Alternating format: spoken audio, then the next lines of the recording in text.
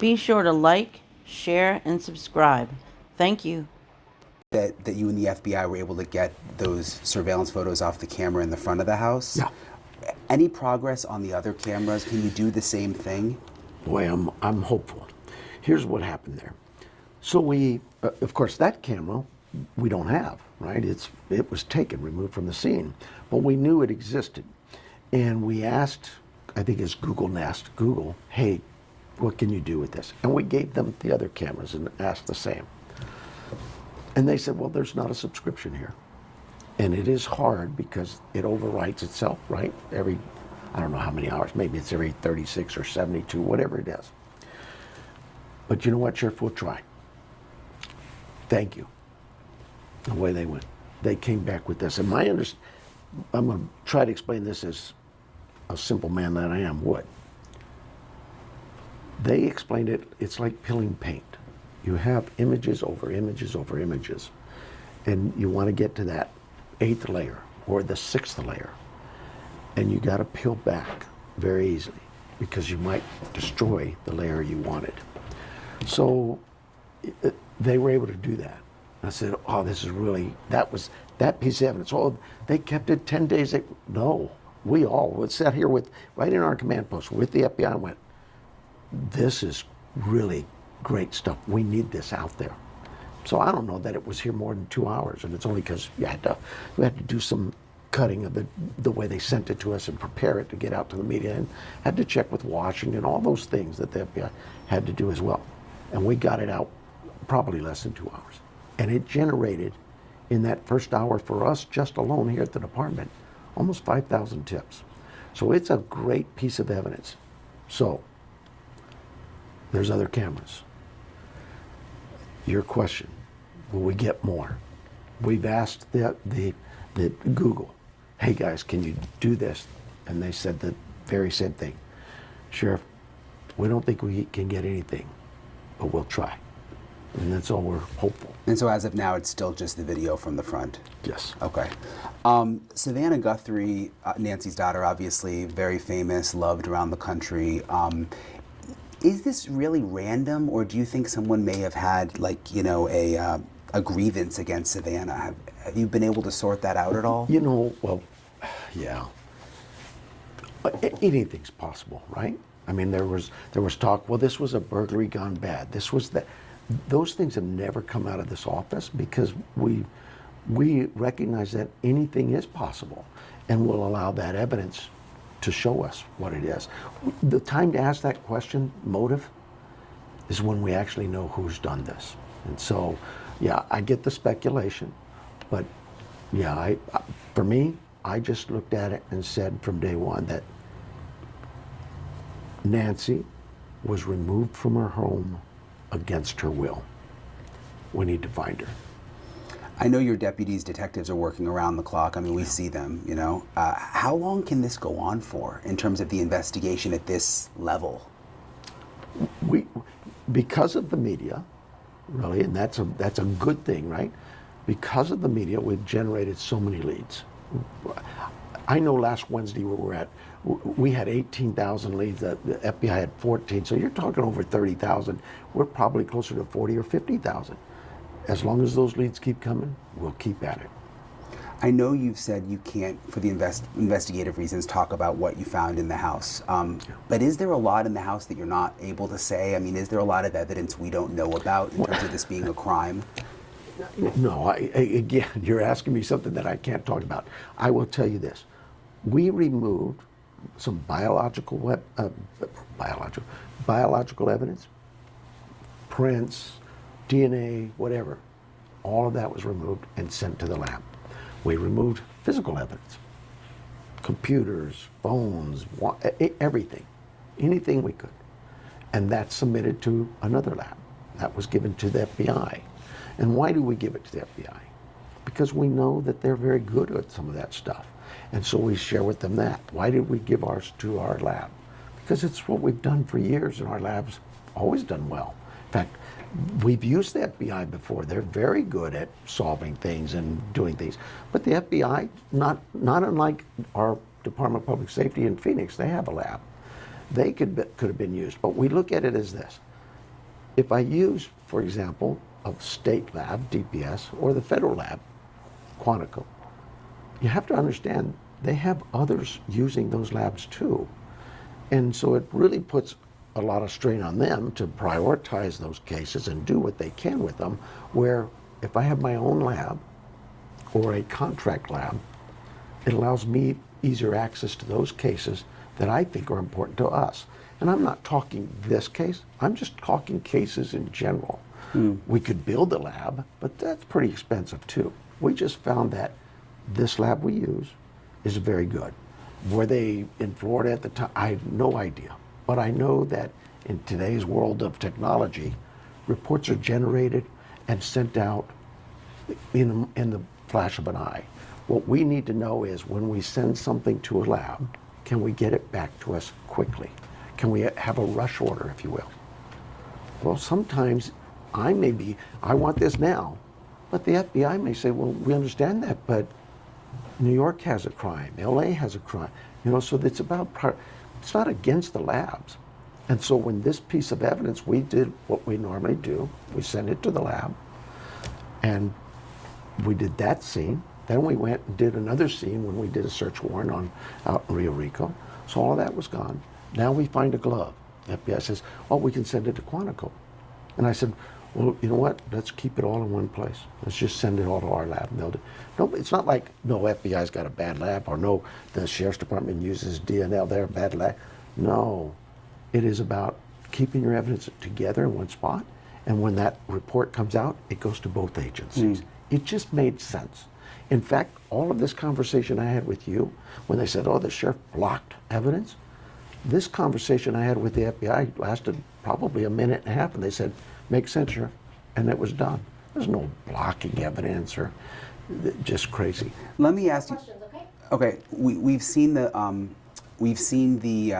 photos from the surveillance camera in the front of the man. Do you think there could be a second suspect? You saw what I saw.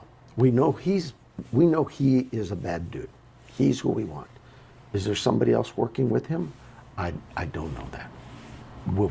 We'll know it when we find him. The TMZ letters, I've lost count of how many they've received. TMZ, they've been receiving these letters claiming that it's from someone involved. So, yeah, the ransoms type things or those kinds of letters. And I know FBI is investigating that part, right? Correct. But do you think they're legit? Because it seems like every day they're on TV with a new letter. Again, you want to go to your experts, right? It would be irresponsible for me to give my opinion on something that we've given to the FBI to look into. That's their bailiwick. We'll let them handle that. And the search warrants, we saw the one in Rio Rico, and then we saw the one close to, I think, 2 miles from Nancy's house on Friday night. Does that mean that you all believe the suspect could be close? Because it seems like the action we're seeing so far is right in the Tucson area. So how those develop is this, and you may see it today. It may not be anything today. You may see 5 of them today. But what happens is this. We have 400 investigators out there from all agencies, not just in this valley, the 10 different law enforcement agencies, but some from Phoenix and FBI from across the country. And they're out there shaking down leads. 40-some thousand leads. Every morning they get up, and they're working 24/7. So they start with a little lead, and they're told, go check on this. And that lead develops. And as they move through it, it grows and grows like a snowball, just getting bigger and bigger, to a point where they go, you know what? I think we've developed a person of interest. I think we've got something here that maybe we need to go back and brief on. So they come back in and they talk to the command post who's there. U.S. attorney, county attorneys, different law people behind different areas of law who sit back and discuss it and say, you know what, maybe there's enough here for a search warrant. Maybe we got to get petition for physical characteristics. Maybe that characteristic is a photo. Maybe it's buckle cells. Maybe it's fingerprint. Whatever it is. And we present it to a judge. And a judge says, yeah, I think there's enough. He signs it. That's how that snowballs. And everybody's energetic and they're so enthused. I wish you could see the face of the young men and women out there who are working these and all the energy, because it's what happens in investigations, particularly bigger investigations, where they're so excited, probably like you are. We've got a good lead, we're going to, and then it falls through. It's not the person. Nancy's not at that house. But that's part of the ebbs and flows of an investigation. You're going to have those highs and lows. So for me, that's why it's important that I dispel some of the things that are out there so my team knows that, no. They're a solid team. This is a team who solves crime every day. They are my experts. I would be silly to not listen to them. When they tell me, we spent 20 some hours at this scene, we processed this scene, I'm taking their word that they're good. I don't need to hear from some pundit out there who's never done a crime scene. I don't need to hear from somebody who's never done a criminal investigation. I've got experts. That's who I choose to listen to. Just like the noise in the background. The critics who want to run for office. Good, go do that stuff. I just want to find Nancy. I want my team focused every morning. When they hit that low, that they know that they have someone who believes in them and their work. They're going to do it. I have 100% faith they will solve this case. If you're the guy, if you're that monster, you should be worried. You should let her go. Just let her go. Are you getting closer? I think we are. I think we are. But I have to have that belief, right? I have to have that faith. Every day, we'll keep at it. Giving us limited time, and I appreciate it, with this investigation so fluid. But I want to go back a little bit early on. You said your gut told you that Nancy was taken from her home and that she is still alive at that time. What does your gut tell you now about the entry to the home? And was there forced entry? Or did she know the person that took her? What do you think now? Okay, so I'm not going to get into the entry of the home or forced entry or any of that. What I'll tell you is I believe, just as I had initially, that Nancy was removed from that home against her will. She was kidnapped, and we still believe that. How do you piece together the 40 minutes inside that home, after the doorbell camera disconnected? I mean, really no idea still? There's all kinds of thinking on that and theories. And to be honest, you don't want the sheriff's theories. Yeah. You want the investigators, because they're the ones who actually physically know the evidence, what they've collected, gathered, that crime scene. They were there. They're doing all the interviews. I have a team of young men and women who do this every day. I hear the pundits that, the crime scene should have been done, should have been held longer. Look, this team of mine has done this type of investigation, homicides, for example, for decades. They have one of the highest solvency clearance rates in the country. Sometimes they get that case that you think will never be solved done in a day. They're very good. They're very well trained. They know what they're doing. I don't go and tell them, okay, we've been here long enough, let's go home. They spent over 20 hours at that scene processing it. They, along with forensic techs who are trained, process these scenes. Then they decide that they're done. They came here with all of their evidence. Some of the evidence we gave to the FBI. Why did we do that? Well, because we know the FBI is good with certain pieces of evidence, that they have the technological skills to deal with things like cameras and phones and different things. And we handed that to them. Ransom notes, gave them to the FBI. We use a lab that we've used again for decades for DNA. We submitted all of our biological evidence to that lab. And you stand by that lab. I mean, was there any pushback by the FBI on that decision? No, absolutely not. No, in fact, that's the point is FBI, the reason the FBI was part of this investigation immediately is we have members of our organization working with the FBI assigned to their building and have for decades. And they're the same here. So they were never not a part of this investigation. They were always a part of it. And to suggest that the sheriff blocked evidence, that's just crazy. We processed that scene. We went out and did a search warrant in Rio Rico, processed that scene, and the FBI found a glove. Hey, Sheriff, we're going to send this to Quantico and we'll check on DNA. I said, well, why do that? All of our DNA, all of it is at our lab. We'll just send it to ours. They said, makes sense, thanks, Sheriff. That quick. There's no argument or discussion. It's just about keeping your evidence together, let one lab deal with it. Mm-hmm. But that's not a slap at the lab we used or the lab the FBI used. FBI, we've used their labs before. They're very good. Our lab is very good. So it was never a discussion about the sheriff blocking evidence and not getting along with the FBI. We've always had a great working relationship. What have we learned now about the glove, the DNA profile on that glove that was Came back, I think, either late last night or early this morning. The DNA came back. It was submitted into CODIS, and we have no hits in CODIS. I mean, this was a key piece of evidence. A lot of people, you know, the public waiting for that answer. Now, what's next? Do you go the We have genetic more genealogy route? Well, absolutely, you do that, but we have other DNA evidence from the scene that is more critical to me than something found 2 miles away. All of that, though, will still be submitted for further analysis. That's, you know, you take a fingerprint and you hope to match it right away. But that's not that easy. You have to have so many points of characteristics that match on that fingerprint. DNA is no different.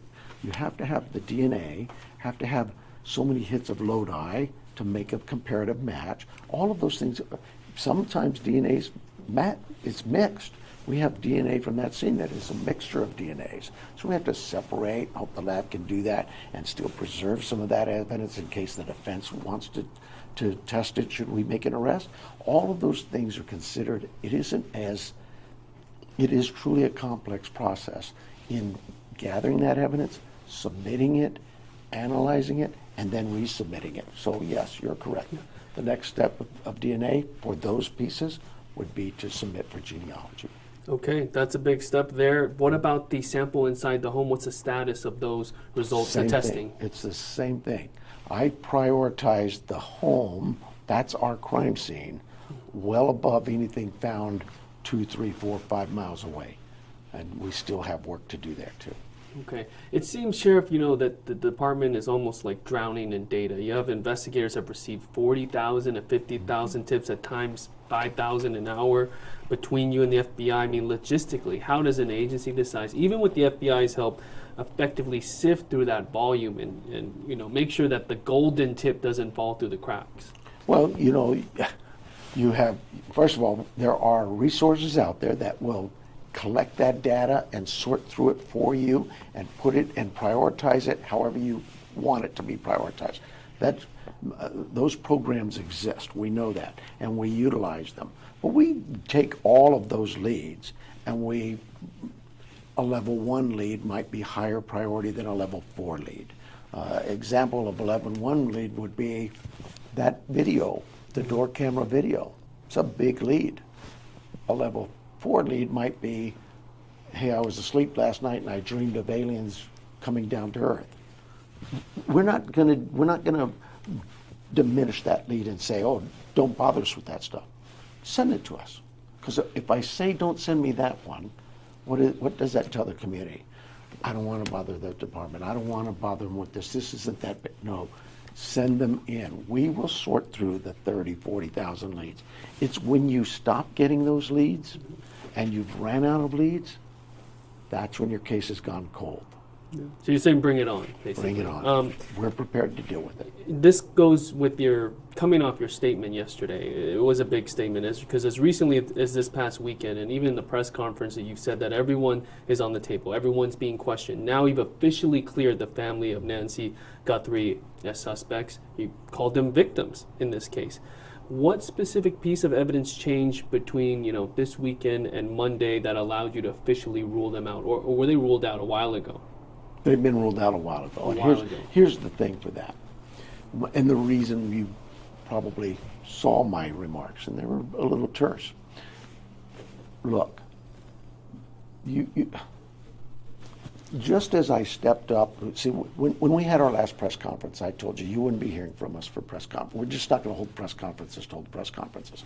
What we would tell you is, as we get information, we will put it out, and that has happened.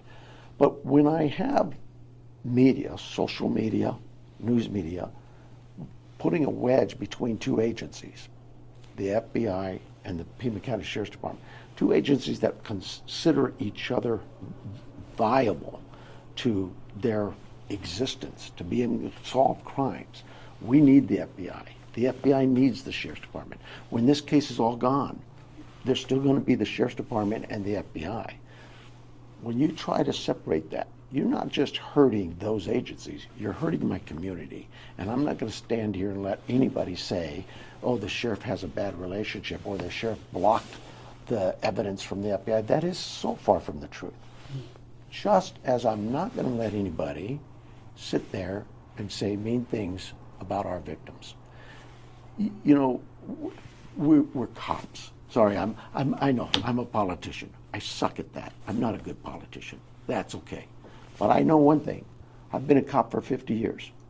And I know a cop's job. And one of those, the main job is to do what?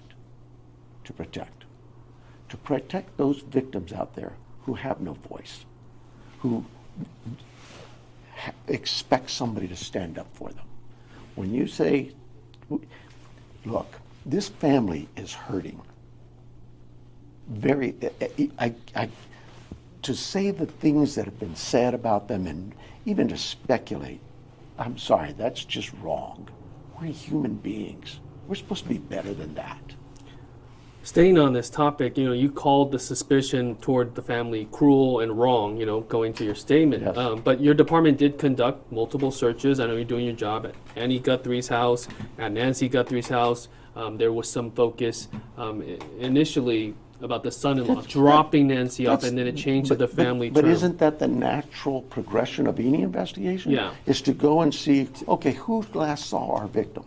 Who is it that talked to him? What do they know about him? And when did they last see him? And naturally, you're looking into that. Understood. I think the family knows that.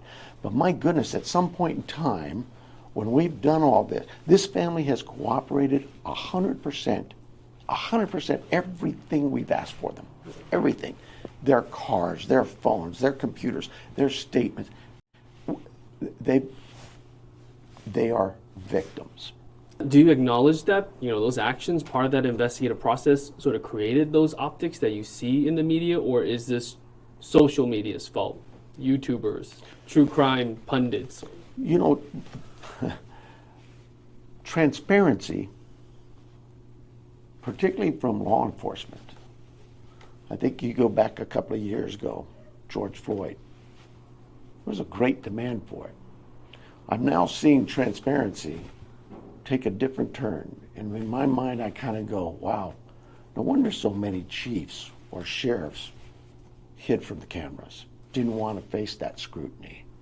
Transparency is not only good, it's needed, but there has to be a balance when that transparency goes, that people understand that there still is a criminal investigation, that criminal investigation touches people's lives, could mean people's lives, and that transparency is set up so that we can have communication with our community to give us leads and tips on things that might be critical to us. But I can't share the whole case with them. I can't just open up the doors and say, here it is, you guys. No. It is really about, for me, you have to be, look, throw your rocks at the sheriff. Make the politics what they are. The sheriff's a bad sheriff. Good, do all that white noise back here, because that's all it is to me. But you cannot attack my victims, and you cannot put a wedge between agencies that are working hard 24/7 to solve a case. This is two-parted, but it's been 16 days. There's been 4 ransom demands at least. At what point does it stop being a rescue and become a recovery mission? And can you finish off by addressing the camera and giving your message to the person or persons responsible for Nancy's abduction? Your question really is on, again, the sheriff's belief from day one that Nancy's still here. You have no proof, nobody does, that she's not, that she's deceased. They ask me, do I have proof of life? I ask them, is there proof of death? I'm going to have that faith. And sometimes that faith, that hope, is all we have. My team, 400 people out there in the field today, woke up this morning and went out there with the hope and the belief that they're going to find Nancy and she's going to be okay. That family has that hope and belief. I'm not crushing that. We're going to continue working this case every minute of every day.